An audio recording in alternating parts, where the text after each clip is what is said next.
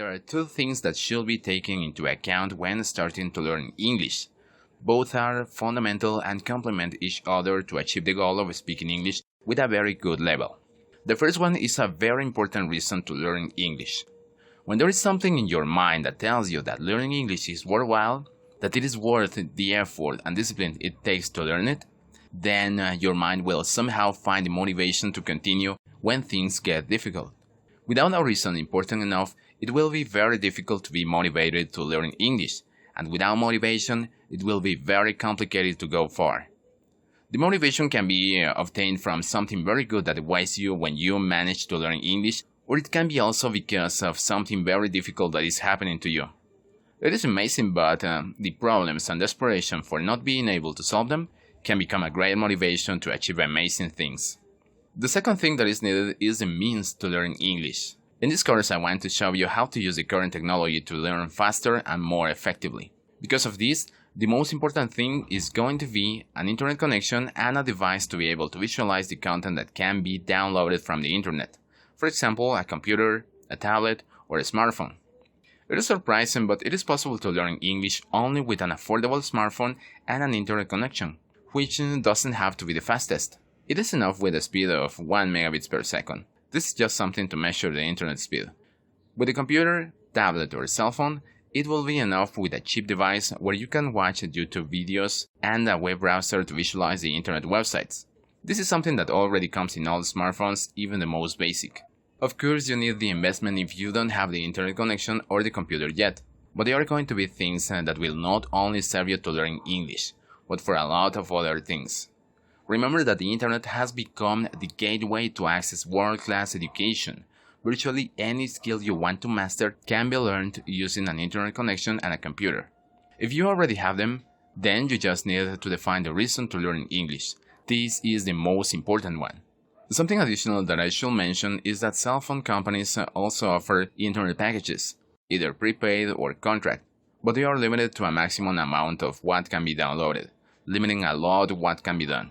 For example, if the company gives you a few gigabytes of data to download, it will be difficult to use it to learn from YouTube, because the data plan will run out in a few hours. But this is something that is rapidly changing, because now you can find very good data plans with affordable prices. Learning English requires a lot of effort, and the faster you want to learn it, the more effort will be necessary. So, to not see all that effort as excessive work, you must begin by defining the reason why you want to learn English. To do it, ask yourself the following questions. What problems will be solved in my life if I learn English? How will my life improve if I learn English?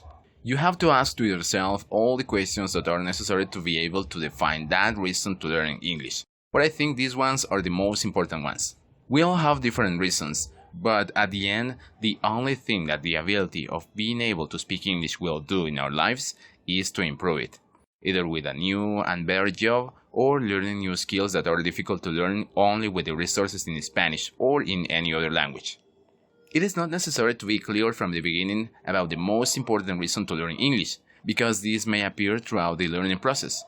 The more you learn, the more you will realize about all the benefits you can have when you become bilingual.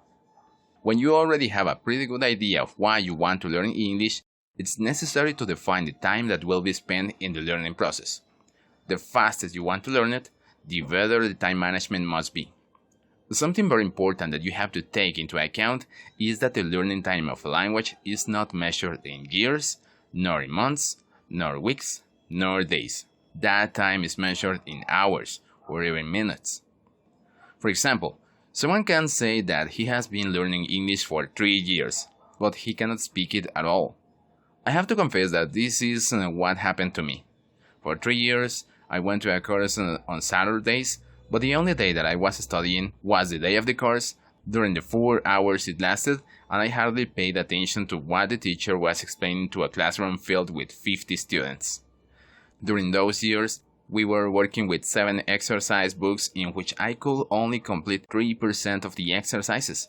All the rest was left in blank. 3 years and I didn't do anything. I just went to a course that I didn't take advantage of, and I never learned to speak English. After that, a situation of despair came to my life And I got to a point where it became clear that if I didn't learn enough English in a period of time of 3 months, the things were going to get really bad. The amazing thing was that I grabbed the 7 books in which I hadn't done the exercises, and in a period of 2 months I had completed them all, devoting at least 8 hours a day, each and every one of the exercises. I couldn't believe it. The last month was to prepare the objective in English that I needed to achieve. So, we can all start learning an additional language at any time we decide, but we will never stop learning it. It is like our native language. With each new experience in our lives, we learn new words or different ways to refer to things.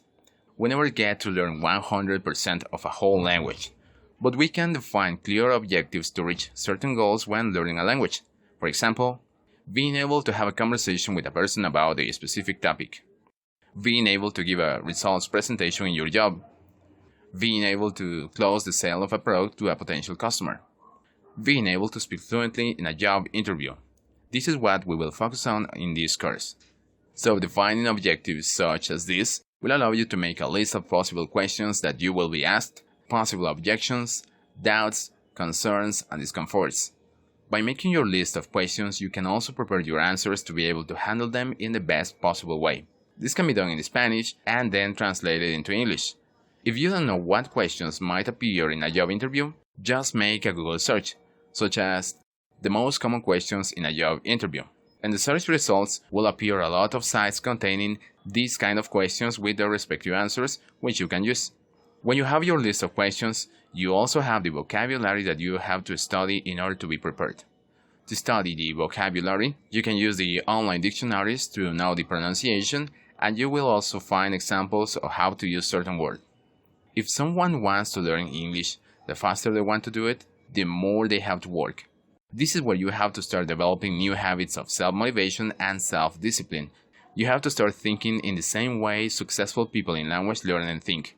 You will achieve this with the remaining videos of this section.